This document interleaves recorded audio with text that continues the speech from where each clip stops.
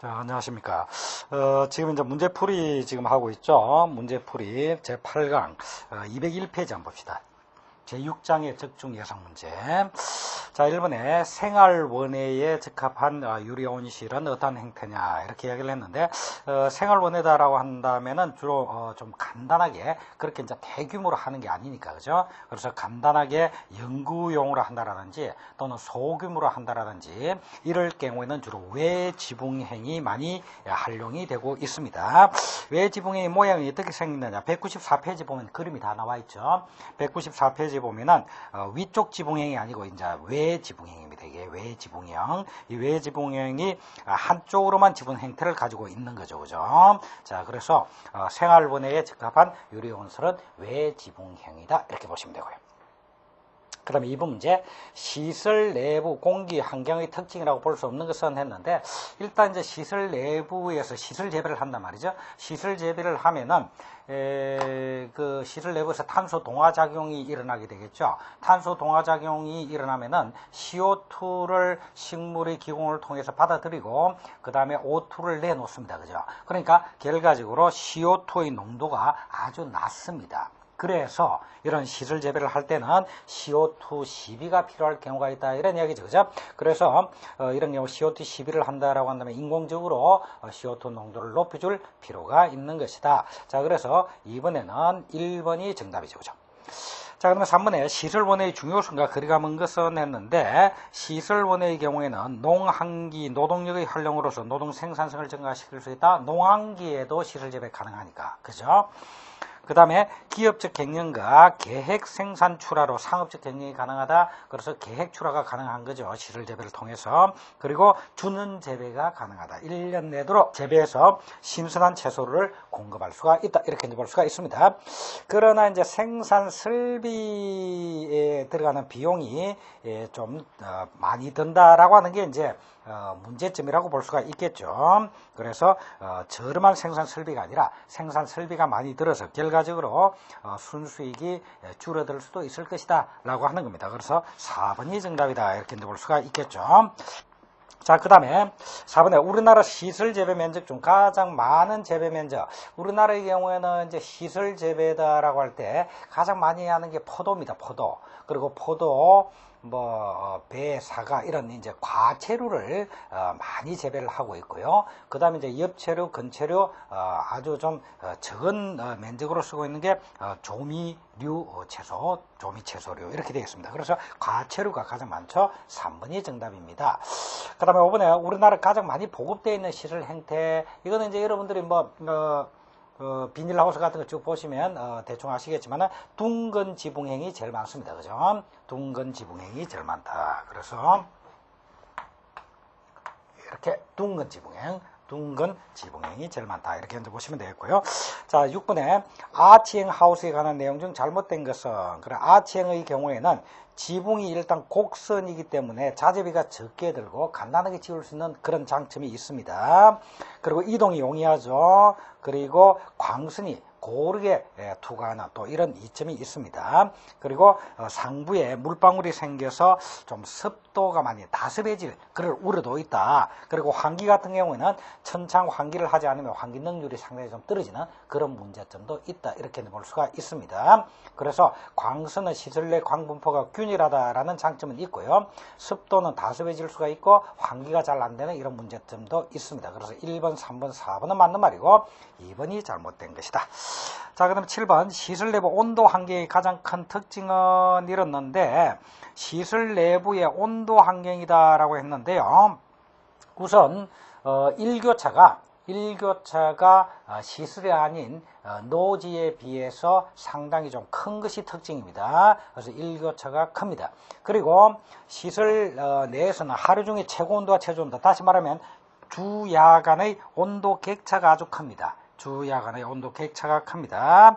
그리고 기온의 위치별 분포가 다릅니다. 위치별 기온 분포가 다르다. 이런 것들이 이제 시설 내부 온도 환경의 특징이다. 이렇게 볼 수가 있는데, 그러면 여기서는 2번이 정답이죠. 2번이 정답입니다. 다음에 8번에 플라스틱 필름 아치행 하우스의 특징. 아까 전에 광선의 경우는 뭐라고 그랬죠? 시설 내 광 분포가 아주 균일하게 광이 투과될 수 있다라는 이점이 있다고 그랬죠. 그래서 4번이 정답입니다. 자, 그 다음에 9번.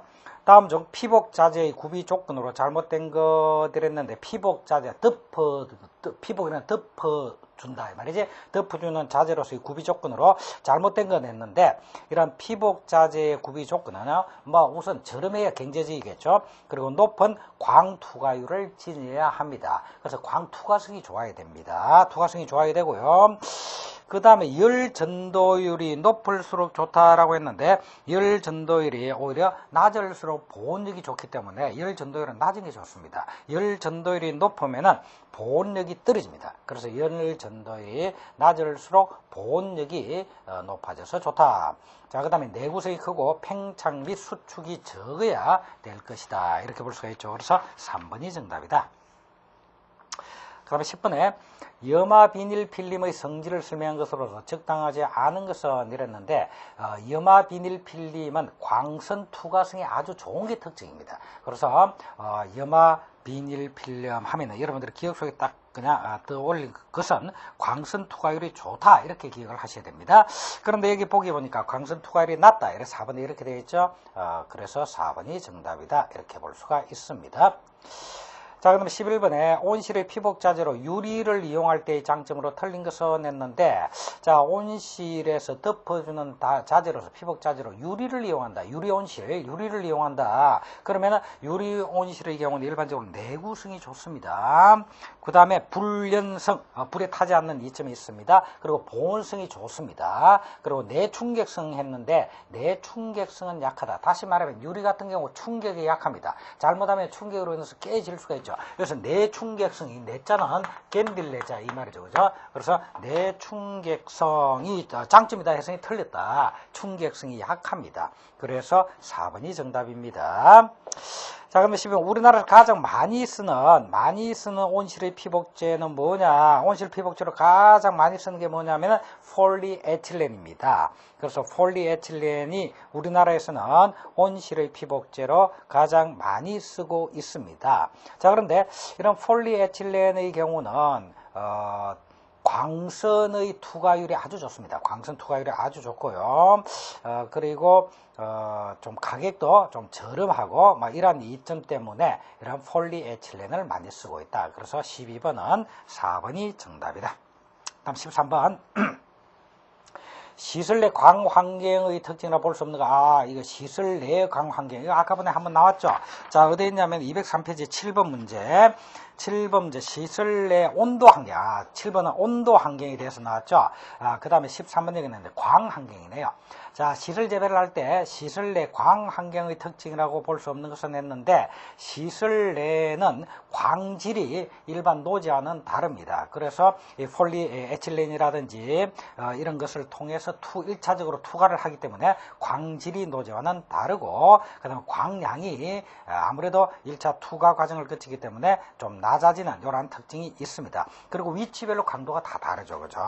자, 그래서 광량이 감소한다 맞는 말이고요. 광질이 변한다 맞고요. 광 분포가 불균일해 줄 수 있다. 다시 말해 위치별로 광도가 다르게 나타날 수가 있다. 자, 이것은 1번, 2번, 4번은 시설 내 광환경의 특징이라고 볼 수 있습니다. 그런데 3번에 일장이 달라진다라고 했는데 그것은 아니죠. 그래서 일장의 경우는 인위적으로 전등을 켜서 이렇게 밝혀주는 그런 경우를 제외한다라고 한다면은 그냥 자연적인 광선에 의한다라고 한다면은 노지나 시설 내나 일장이 달라질 수는 없겠죠. 그래서 3번이 정답입니다. 다음 14번 식물의 낮잠 현상이 일어나는 환경 요인은 했는데 이런 낮잠 현상은 보통 정오에서 한 2시쯤 이때쯤 낮잠 현상. 다시 말하면 이제 아침에 광선이 풍부할 때 탄소 동화작용을 활발하게 합니다. 광합성 작용을 활발하게 해서 활발하게 쭉 합니다. 그죠? 그러다가 이제 서서히 공기 속의 이산화탄소의 농도가 줄어들겠죠. 농도가 줄어들면은 탄소 동화작용도 서서히 줄어들면서 일단 좀 쉬는 이런 단계가 됩니다. 탄소 동화작용의 관점에서 쉬는 이러한 단계를 우리는 낮잠 현상이다. 이렇게 이야기를 하는 거죠. 그러니까 이러한 낮잠 현상이 일어나는 환경 요인은 결국 공기 중에 이산화탄소의 농도가 그만큼 줄어듦으로 인해서 나타나게 되는 것이다. 그래서 탄산가스 농도 이렇게 되니까 공기 환경이라고 볼 수 있겠죠. 그래서 14번은 1번이 정답이다. 다음 15번 밀폐된 시설에서 효과적으로 사용되는 시비법. 다시 말하면 시설 재배를 할 때 CO2 농도가 줄어든단 말이죠. 그래서 이런 CO2 시비를 해줄 필요가 있습니다.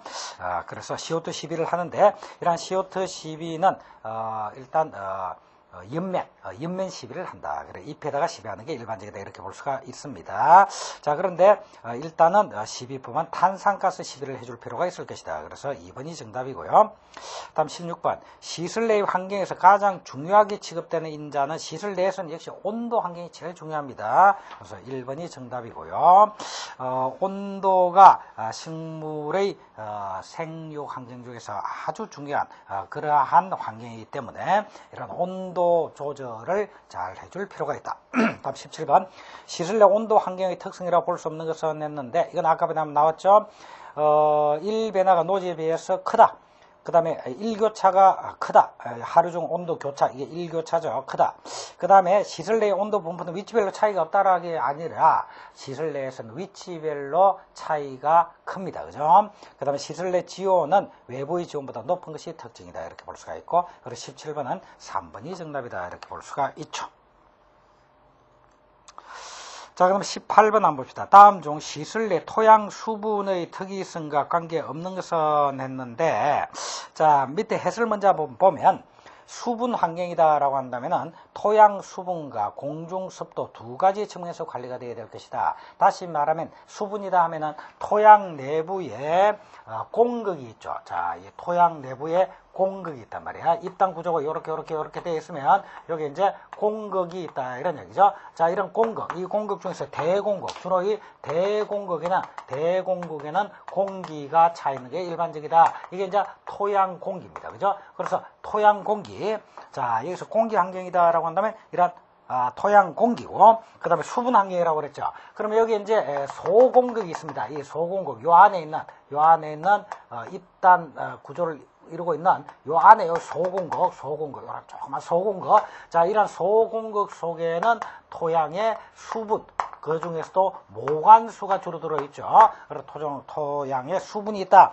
그러니까 토양 수분, 수분 환경, 토양 수분 이거하고요. 그 다음에 이 시설 내에 습도가 얼마쯤 되느냐. 습도, 이것도 수분이죠. 그래서 토양 수분과 그 다음에 습도, 이 두 가지 측면에서 관리가 돼야 될 것이다. 이렇게 되어 있죠. 그리고 이제 시설 내에서는 역시 인공관수에 의존하게 됩니다. 그죠? 그래서 인공관수에 의존하게 된다. 그 다음에 수분 흡수가 많지 않다. 단일층을 매설하는 경우는 지하 수분의 상승 이용이 억제되고 작물체는 근계 발달, 뿌리의 발달이 빈약하여 수분 흡수가 많지 않은 것이 또 시설 재배에 있어서의 특징이기도 합니다. 그 다음에 공중 습도가 높아지는 게 또 특징입니다. 그래서 시설 내의 공기 습도는 노지에 비해서 항상 높습니다. 그래서 정산이나 광합성이 감소하게 된다 이렇게 했는데, 그래서 시설 내의 공기 습도가 노지에 비해서 습도가 높기 때문에 어떻게 돼? 습도가 높으니까 정산이 활발하다, 정산이 감소된다? 정산은 감소됩니다. 그죠? 정산은 감소된다. 이렇게 볼 수가 있습니다. 자, 그러면 1번에 자연 강우의 공급이 없다. 시설 내니까 이제 비닐하우스에서 폴리에틸렌으로 덮어놓고 있으니까, 그죠? 자연 강우의 공급이 없습니다. 맞는 말이고요. 정산량은 어떻다고 그랬죠? 일반적으로 시설 내부는 습도가 좀 높다라고 그랬죠. 습도가 높으면은 정산량이 감소한다라고 그랬죠. 그죠? 그래서 정산량이 많아 건조하기 쉽다 이랬는데 정산량이 감소하여 습기가 있는 이러한 습기가 많은 그런 상태가 되기가 쉽다. 그래서 2번도 틀리고 3번에 포장 용수량이 작아 관수량이 적어진다라고 했는데 시설 내의 경우는 포장 용수량이 작아서 관수량이 적어지는 것이 아니라 인공 관수에 의해서 관수를 해야 됩니다. 그래서 관수량이 많습니다. 3번도 틀렸네요. 그 다음에 단열층이 지하수의 상층 이동을 억제한다. 그래서 시설 내에 단열층을 매설을 하게 되죠. 단열층을 매설을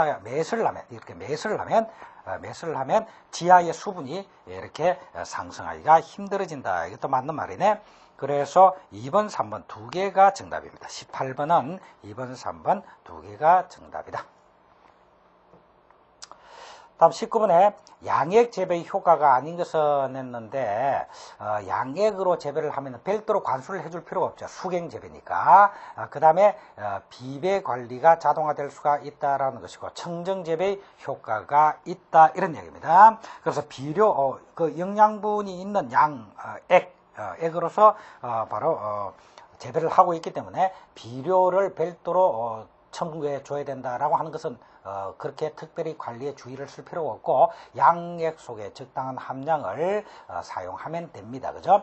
그 다음에 이어짓기의 해를 받는다라고 했는데 그렇지는 않습니다. 이어짓기 연작의 해를 우리는 기지라고 그러죠. 연작의 해를 기지라고 그러는데 이거는 바로 토양의 비옥도가 줄어들기 때문에 나타나는 현상이다 말이죠. 그래서 이거는 토양에서 재배할 때 기지가 나타나는 것이고 양액 재배를 하면은 토양을 이용하는 것이 아니고 그 영양분을 고루 갖추고 있는 그리고 약간의 농약 성분까지 포함해서 비료 성분까지 포함해서 이렇게 액으로 만들어진 액 속에 이렇게 재배를 하는 것이기 때문에 이것은 토양의 소위 말하는 비옥도 이런 거하고는 관계가 없죠. 그래서 연작의 피해가 없습니다. 그죠? 그래서 19번은 3번이 정답이다 이렇게 볼 수가 있습니다. 다음 20번. 양액 재배의 특징 중 장점이 아닌 것은 했는데 비배 관리가 자동적으로 이루어질 수가 있고요. 비료 비용을 절감할 수가 있고 황폐지에서도 얼마나 사용할 수 있죠. 그러니까 토지 비옥도하고는 관계없이 재배가 가능합니다. 자, 이런 건 다 장점이고 이번에 많은 설비 투자가 필요하다. 그렇죠. 양액 재배를 하면 설비 투자가 많이 필요합니다. 그런데 이런 많은 설비 투자가 필요한 것은 장점이 아니라 단점이겠죠. 그죠? 단점. 그래서 2번이 정답이다. 이렇게 볼 수가 있습니다. 자, 원예학에서는 수갱재배다, 용액재배다, 이런 무토재배다, 토지를 이용하지 않으니까 무토재배다 이런 말을 쓰지 않고 양액재배라는 말을 쓰기를 권장을 하고 있습니다. 자, 이런 양액재배에 대해서는 무토재배다 또는 수갱재배다라든지 또는 용액재배다라든지 또는 탱크 농업이니 배드 농업이니 뭐 이런 여러 가지 용어로 사용하고 있습니다. 그러나 우리 원예학에서는 양액 재배다 이런 용어를 쓰자 이렇게 권유를 하고 있습니다. 자, 그 다음에 22번 문제. 세계적으로 가장 많이 이용되고 있는 양액 재배 방식 하면은 이 세계적으로 많이 이용하고 있는 양액 재배의 방식은 NFT와 암면경 재배 방식을 쓰고 있습니다. 자, 198페이지 보면 이게 대한 간단한 설명이 나와 있는데요. 자, 198페이지에 맨 밑에 보면 액상배지경 자, 액상배에서 경작을 한다 이런 이야기인데 이거는 식물의 뿌리를 양액에 담가 재배하는 방식이다. 식물 뿌리를 양액에 담가서 재배하는 방식이다. 그 다음에 두 번째, 식물체를 직접 양액에 담그면 산소 공급이 되지 않기 때문에 여러 가지 방법으로 산소를 공급해 준다.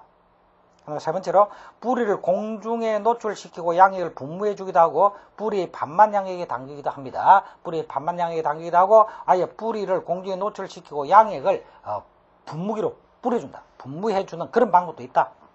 방법은 여러 가지가 있습니다. 그 다음에 양액에 뿌리를 담갔다 뺐다가 하기도 하고 재배 배드를 적당한 기울기로 갱사지게 해서 양액을 지속적으로 흘러보냅니다. 지속적으로 흘러보내면서 재배하는 방식, 이러한 방식을 NFT라고 합니다. 그러니까 NFT 방식이다라고 하는 것은 뿌리를 양액에 담갔다 뺐다 하기도 하고 이 재배를 하는 포장, 재배 배드를 기울어지도록 이렇게 갱사지게 해서 양액을 끊임없이 계속 지속적으로 이렇게 흘러보내면서 재배를 하는 이러한 방식을 NFT라고 이야기를 합니다. 자, 그래서 여기서 세계적으로 가장 많이 이용하는 양액 재배 방법은 바로 이러한 NFT 방법을 제일 많이 이용을 한다. 이렇게 보시면 되겠습니다. 이용을 한다. 그리고 고행 재배를 할 때는 고행 배지를 이용하는 고행 배지를 이용해서 재배를 할 경우에는 주로 고체 모양, 고체 형태의 배지로서는 앞면을 많이 사용합니다. 앞면. 그래서 앞면 경재배 이런 방법이 많이 쓰이고 있다. 그래서 4번이 정답이다. 이렇게 볼 수가 있죠. 다음 28번. 양액 관리 자동화가 필요한 이유 중 옳지 않은 것은 이랬는데요. 자, 1번에 토양 재배에 비하여 비료의 완충작용이 크기 때문에 자동화가 용이하고 비용이 적게 된다 이랬는데, 자, 비료의 완충작용이다 이랬는데, 완충작용은 뭐냐면은 농도라든지 pH 등을 pH 등이 자동적으로 조정되고 변하지 않나. 그러니까 다시 말하면 우리가 이제 pH다, 토양이 산성화된다 또는 알칼리 성화된다. 자, 일반적으로 대부분의 작물들은 중성 내지 약산성 내지 중성의 토양에서 생육이 제일 좋습니다. 그런데 토양이 점점 산성화되는 문제가 많이 발생되고 있죠. 그죠? 자, 그래서 우리는 일반적으로 토양의 경우에 이러한 토양이 산성화되려고 한다, 알칼리성화 되려고 한다, 이렇게 토양의 이 pH가 변하려고 한다. 이런 변하려고 하는 것에 대해서 그것을 변하지 않도록 하는, 일반적으로 그 상태를 유지하려고 하는 이런 성질이 있습니다. 변하지 않고 유지하려는 성질. 이거 토지 속에는 토지의 그런 성질이 있다. 이걸 뭐라면은 완충 능력이다. 이렇게 이야기를 하는 거예요. 그러니까 일반적으로 우리 토지의 경우에는 이러한 완충 능력이 큽니다. 토양 재배의 경우는. 그런데 여기는 양액 재배니까 토지를 이용하지 않죠. 토지를 이용하지 않기 때문에 양액 재배의 경우는 완충 작용이 없습니다. 아예. 그렇죠. 그래서 완충작용이 크기 때문에 했는데 그렇지 않고 완충작용이 없다 이렇게 봐야 되고요. 완충작용이 없기 때문에 오히려 자동화가 필요하고, 그리고 자동화의 비용도 많이 요구되게 될 것이다 이렇게 봐야 되겠죠. 그래서 23번은 1번이 틀렸네요.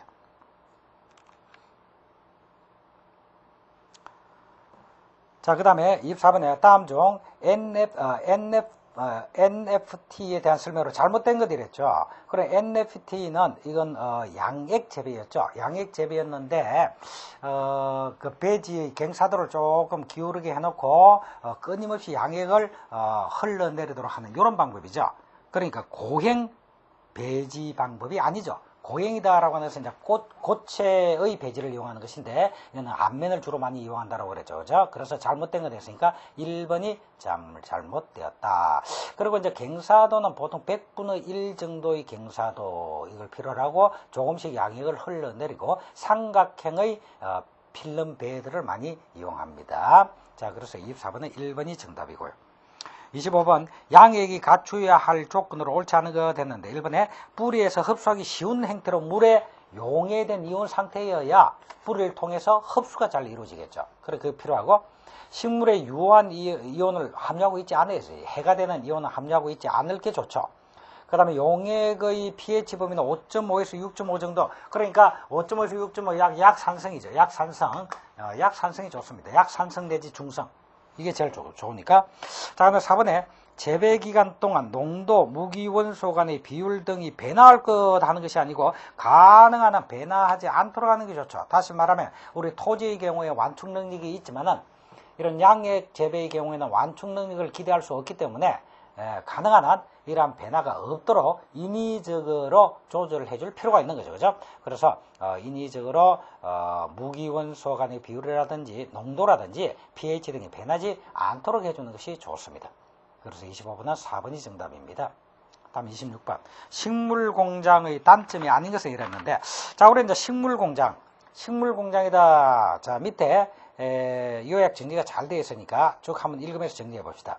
식물공장이라고 하는 것은 마치 공장에서 공산품을 생산하듯이 농산품을 생산해내는 방법인데 이건 바로 양액재배 기술이 확립되고 있기 때문에 가능한 겁니다. 그래서 토양 필요 없이 그리고 어떤 토양이라도 관계없이 그죠? 어느 곳에서나 양액재배는 가능하고 그러니까 우리가 마치 공산품을 생산하기 위한 공장을 짓듯이 양액 재배를 할 수 있는 장소의 건물을 짓고 말이죠. 그 안에서 식물을 그냥 계속 재배해낸다. 그래서 마치 공장과 비슷하다. 이래서 양액 재배 기술이 확립되고 복잡한 토양 환경을 단순화시켜 생육에 필요한 완벽한 환경 조절이 가능해졌을 때 그러니까 생육에 필요한 조건을 인위적으로 완벽하게 조절해 줄 수 있으면 바로 공장식 식물 생산이 가능해지는 것이다. 그리고 식물 공장은 완벽한 환경 제어를 통해서 작물을 공업 제품과 같이 생산하는 농업 생산 체계라고 할 수가 있을 것이다. 그죠? 그리고 완전히 규격 농산물을 시간과 장소에 구애받지 않고 생산해낼 수가 있다. 그죠? 자, 그 다음에 식물 공장은 양액 재배에서 한 단계 더 발전한 것이라고 볼 수 있고 장수 제한을 전혀 받지 않죠. 그 다음에 철저한 계획 생산이 가능하죠. 작물의 생장 속도가 아주 빠르게 환경적 조건을 잘 인위적으로 조절을 해서 생장을 빨리 이룰 수 있도록 하고 품질과 수확량을 제대로 맥시마이징 할 수가 있고 병충해의 완전 방제가 가능하도록 하고 생산의 전 과정을 자동화할 수 있다. 공정의 자동화가 가능하다. 자, 이런 것들이 식물 공장입니다. 그러면 이런 식물 공장의 단점이 아닌 것은, 자, 여기에도 단점은 있다. 투자 비용, 유지 비용이 많이 들겠죠. 그 다음에 수경 재배 방식이기 때문에 뱅 발생 시 식물 전체에 오염될 가능성이 아주 큽니다. 그래서 양액 재배, 수경 재배이기 때문에 만일에 오염이 된다라고 한다면은 그 오염이 전체적으로 전파될 가능성이 아주 큽니다. 그래서 일반적으로 양액 자체에 농약의 성분도 옅고 있기 때문에 가능한 한 이런 병충해 발생이 되지 않도록 하는 게 중요하죠. 그 다음에 양액의 완충 능력이 없죠. 양충 능력이 없기 때문에 양액 관리에 신경을 좀 많이 써야 된다. 자, 그러나 양액 재배 방식에 의한 연작장애가 있다라고 하는데 그렇지 않습니다. 토양이 아니기 때문에 연작장애가 없습니다. 기지가 발생하지 않습니다. 그래서 1번이 정답이죠. 다음 27번. 양액 재배의 장점이라고 볼 수 없는 것 했는데 생산물의 품질이 우수하고 자동화 생략하다라고 하는 것은 노동력 전략 이걸 말합니다. 그럼 무공의 청정재배 가능하죠? 수경재배니까. 그런데 완충 능력이 뛰어나다라고 했는데 양액은 완충 능력이 없습니다. 그러니까 1번이 정답입니다. 다음 28번. 식물 공장에 대해 가장 잘 설명하고 있는 것은 이건 이제 2번이죠. 완벽한 환경 조절을 통해서 규격 생산물을 계획적으로 생산해 낼 수 있는 것이 바로 식물 공장이다. 이렇게 볼 수가 있죠. 그래서 28번은 2번이 정답이다. 자, 이렇게 해서 6장을 다 봤습니다. 6장을 다 봤고 이번 시간 여기까지 하고요. 다음 시간 7장 보도록 하겠습니다. 자, 수고하셨습니다.